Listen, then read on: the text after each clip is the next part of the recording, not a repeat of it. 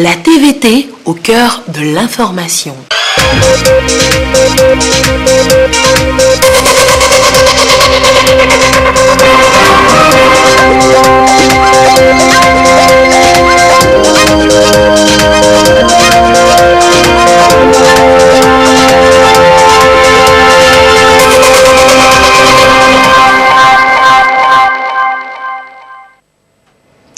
Il est l'heure du journal sur la télévision togolaise. Madame, monsieur, bonsoir et voici les titres de cette édition.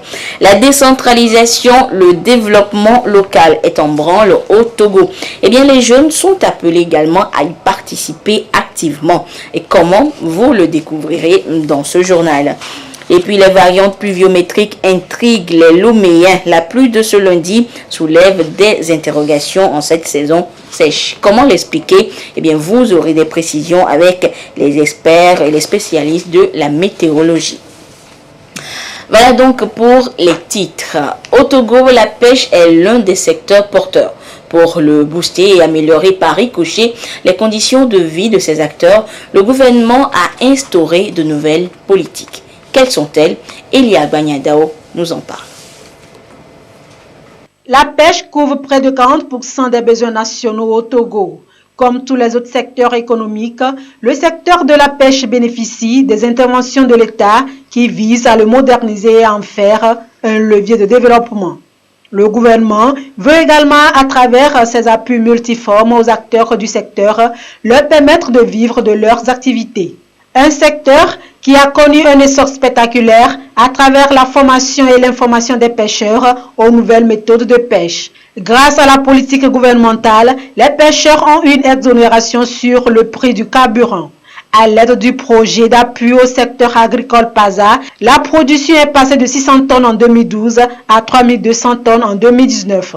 Les interventions de l'État auprès des pêcheurs se font également à travers la réglementation des méthodes et moyens de pêche. Dans la perspective de booster davantage le secteur de la pêche, le gouvernement togolais a construit à Gbetchogbe dans le Golfe 6 un port de pêche disposant de plusieurs quais, dont un spécialement dédié aux pirogues de pêche et aux entrepôts frigorifiques. La construction de ce port de pêche a engendré près de 8000 emplois, comprenant les pêcheurs et les transformateurs de poissons. Selon les données de la direction de la pêche et de l'aquaculture, entre 2018 et 2019, 37 102 tonnes de poissons ont été pêchées au Togo. Aujourd'hui, le secteur de la pêche contribue à 4,5% au produit intérieur brut et emploie au moins 22 000 personnes, dont 10 000 pêcheurs et 12 000 femmes transformatrices de poissons. Il y a 2 ans, le processus de décentralisation a été enclenché au Togo. Les communes ont été délimitées et les élus locaux mis en place. Le développement local incombe désormais aux acteurs à la base. Les jeunes sont considérés comme les premiers acteurs de ce développement. Leur implication et contribution sont attendues, si bien qu'on se pose la question de savoir si la décentralisation ne constituerait pas une opportunité pour ces jeunes. Augustin Kossi nous répond dans le dossier qui suit. Secrétaire du maire, directeur de la communication de la mairie ou encore chargé de comptabilité. Ils sont nombreux, ces jeunes, à œuvrer au profit du développement local depuis la mise en place des communes et des élus locaux au Togo. Considérés comme des acteurs incontournables dans l'exécution des politiques de développement à la base, ces jeunes tirent-ils réellement profit de la décentralisation au Togo et de quelle manière? Les jeunes occupent une grande place au sein de la population. Et donc ces jeunes qui ont des talents, qui ont le savoir-faire, doivent mettre tout cela à la contribution pour la gestion des affaires locales. C'est-à-dire les élus doivent impliquer les jeunes pour la mise en œuvre des politiques de développement local. Parce qu'aujourd'hui, on ne peut pas faire le développement en laissant de côté les jeunes qui constituent la force vive pour pouvoir travailler. Il est question maintenant de réaliser plusieurs projets de développement au niveau local. Et pour réaliser ces projets, on a besoin de la main-d'œuvre, on a besoin du savoir de la jeunesse, on a besoin de la force de la jeunesse. C'est une véritable opportunité pour la jeunesse parce qu'à travers ces nouveaux créneaux, les jeunes peuvent trouver à faire, les jeunes peuvent faire valoir leurs compétences, leur savoir-faire dans tous les domaines. Les jeunes souvent sont sous-informés par rapport à tout ce qui se fait quand on parle de la décentralisation. Et ils ont encore leur regard sur les structures étatiques qui sont beaucoup plus au niveau central.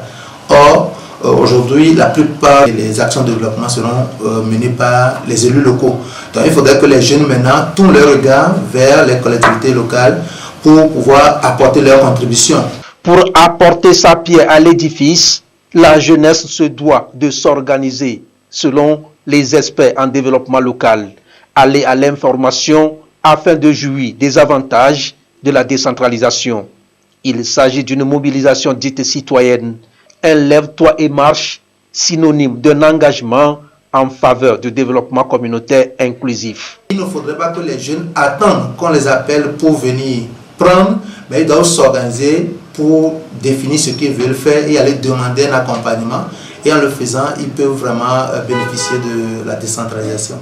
Ceux que nous avons choisis en tant que représentants locaux, c'est eux qui doivent maintenant réfléchir avec l'ensemble des acteurs de la société pour identifier les besoins de la localité, identifier les actions à mener et impliquer tout le monde dans la réalisation de ces projets-là. Donc tout se fait à partir de la mobilisation citoyenne. Il appartient à la jeunesse de comprendre la nouvelle donne, que désormais la plupart de leurs besoins seront pris en compte au niveau des administrations locales. Et maintenant, comment s'organiser pour aborder les élus locaux? Comment réfléchir pour entreprendre des initiatives et aller demander un accompagnement auprès de ces élus? Est-ce qu'ils savent qu'il y a des ressources disponibles au niveau local pour pouvoir les accompagner? Est-ce qu'ils savent qu'ils ont des partenaires disponibles pour les accompagner au niveau local? Est-ce qu'ils savent qu'ils doivent être des acteurs de développement de leur localité, c'est-à-dire des bâtisseurs de leur cité? Autant de questionnements, des défis à relever pour une implication forte des jeunes dans le processus de développement local. Et au-delà de leur mission première, les élus locaux se doivent d'être de véritables stratèges pour développer leur commune. Et aujourd'hui, on parle même de métier d'élu local. Et oui, le mandat d'élu local est un métier. Pourquoi? Antoinette Romao-Vovor nous l'explique. Plus qu'un engagement civique, le mandat local est aujourd'hui perçu comme un métier. Le maire est à la fois tout. Financier, entrepreneur et l'un des plus importants employeurs de sa commune. Avec le processus de décentralisation, chaque élu local a la possibilité d'élaborer des stratégies de management adéquates pour développer sa communauté et ce, en synergie avec sa population. Si nous référons à la mission qui est confiée aux collectivités territoriales, la loi nous dit que les collectivités territoriales ont pour mission la conception, la programmation et l'exécution des actions de développement. Donc ceux qui sont élus pour diriger ces collectivités territoriales doivent savoir maîtriser le processus qui est un art aujourd'hui. Or, on n'avait pas une école pour former les gens en matière de gestion des collectivités territoriales de manière spécifique. Aujourd'hui, diriger les collectivités territoriales devient un art, devient un métier. Donc ceux qui sont des élus aujourd'hui, quelle que soit leur qualification professionnelle ou bien leur diplôme à l'université, doivent savoir aujourd'hui quelle est la méthodologie à adopter pour bien accomplir leur mission. Les élus locaux, après leur élection, il va falloir qu'ils puissent mobiliser la base maintenant autour des sujets engageant la vie de la commune.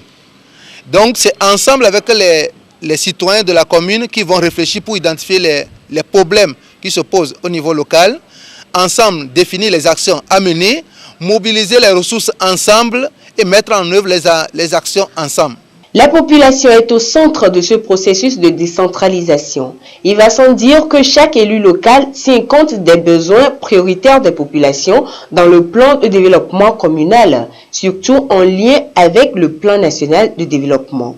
Pour ce faire, il fait appel aux partenaires. Les élus doivent aussi faire des projets, nouer des relations de partenariat, mobiliser les fonds auprès des partenaires au développement pour la réalisation des projets de développement de leur commune. Les élus ne doivent pas trop attendre de l'État parce que l'État aussi a ses programmes prioritaire pour l'ensemble de la population. Donc si les élus locaux ne se mobilisent pas pour mobiliser les ressources endogènes, je pense qu'ils auront du mal à réaliser leur programme ou bien leur plan de développement. L'essentiel est de travailler de manière objective en répondant vraiment aux besoins prioritaires de la population. Il est aujourd'hui important de sensibiliser les populations sur la décentralisation, le rôle de chaque acteur. Les élus locaux devront miser sur une gestion participative et inclusive pour impacter leur communauté. Et parlons justement du mieux-être de ces communautés pour lutter contre la précarité justement et les inégalités sociales. L'État togolais a mis en place depuis 2011 des plateformes multifonctionnelles intelligentes. On en dénombre une centaine sur toute l'étendue du territoire national et des plateformes qui ont considérablement amélioré les conditions de vie des bénéficiaires et de là permis le développement rural dans notre pays. Voyons tout cela dans ce dossier signé Sandra Adiagbé. Pour créer des pôles locaux de développement au Togo, les plateformes multifonctionnelles intelligentes PTFM se présentent comme l'une des solutions. Une vision moderniste pour améliorer le bien-être des citoyens en leur créant de richesses pour plus de prospérité, de partage et de lutte contre la précarité et les inégalités sociales. Une volonté qui a pris son essor depuis 2005 par les dirigeants pour assurer durablement un accès universel des communautés aux services sociaux de base. Ces plateformes intelligentes ont pu créer des pôles locaux de développement socio-économique en se basant sur l'économie numérique et les infrastructures décentralisées grâce à des centrales solaires photovoltaïques, de la connexion mobile, Internet, ainsi que des services associés à valeur ajoutée auparavant difficiles à obtenir avec les anciens modèles de PTFM. Des entreprises rurales de transformation agroalimentaire dotées d'équipements simples sont modernisées grâce aux plateformes multifonctionnelles intelligentes, ce qui a permis d'offrir de meilleurs services de base et à dynamiser les activités des micro-entreprises rurales. Au Togo, une centaine de PTFM sont installés et boostent le développement rural. Démarré depuis 2011, ce programme a permis à 705 000 femmes, soit 84% des bénéficiaires, d'avoir accès aux services énergétiques modernes et à d'autres services socio-économiques de base. Les revenus des bénéficiaires ont augmenté à travers une meilleure valorisation des productions agroalimentaires locales. 1,721 milliard de francs CFA, ce sont les recettes mobilisées par les entreprises bénéficiaires, une preuve du bon fonctionnement de ce programme. Près de 77% des femmes bénéficiaires des services de ce nouveau projet participent désormais aux dépenses familiales. Au total, 260 micro-entreprises rurales et 4200 emplois directs et indirects sont créés, y compris l'implantation des mini-addictions d'eau modernes, la construction et l'équipement des salles de classe. Et retour ce soir sur le week-end marathon de Madame le Premier ministre.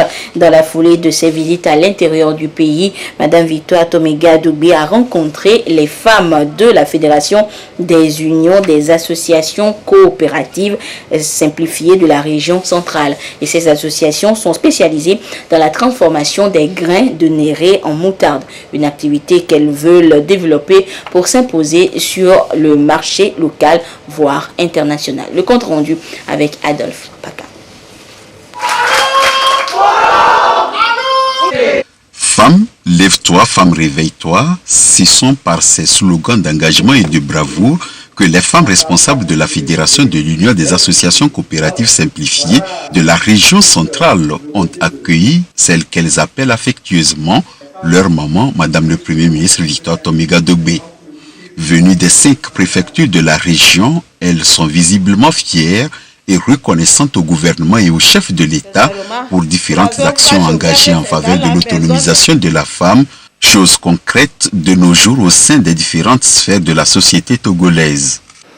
Si aujourd'hui, la femme togolaise est devenue autonome, c'est grâce à son excellence forte et Sozena Yassine. Grâce à ces programmes, nous n'attendons plus de nos maris. Nous pouvons contribuer aussi valablement aux besoins de nos ménages. Les projets et programmes initiés par le chef de l'État en faveur de l'épanouissement de la femme sont diversifiés et les résultats palpables, et ce sont les bénéficiaires eux-mêmes qui en témoignent. Madame le Premier ministre, qui se connaît bien sur ce terrain de la femme rurale battante, est aujourd'hui venue pour les encourager, mais aussi et surtout pour célébrer ces femmes entreprenantes qui ne dorment pas. La rencontre était bien conviviale dans le strict respect des mesures barrières. Bravo pour ce que vous faites, bravo parce que vous êtes dynamique, bravo parce que vous êtes entreprenante. Ce qui m'a beaucoup plu, c'est que vous n'avez pas demandé, donnez-nous de l'argent, donnez-nous de l'argent. La première demande, c'est nous voulons un lieu où nous voulons nous retrouver pour mieux nous connaître, pour mieux apprendre. Je pense que c'est une très très belle requête et on ne peut qu'accéder à une telle requête-là. Et donc, j'ai noté, de toute façon, ça fait partie de la vision du chef de l'État de mettre en place des infrastructures pour permettre l'épanouissement de la femme. Et donc, c'est tout à fait légitime. La vision du chef de l'État pour notre pays, le président veut un Togo en paix, un Togo stable. Parce qu'il a compris une chose, sans la paix, sans la stabilité, on ne peut pas parler de développement.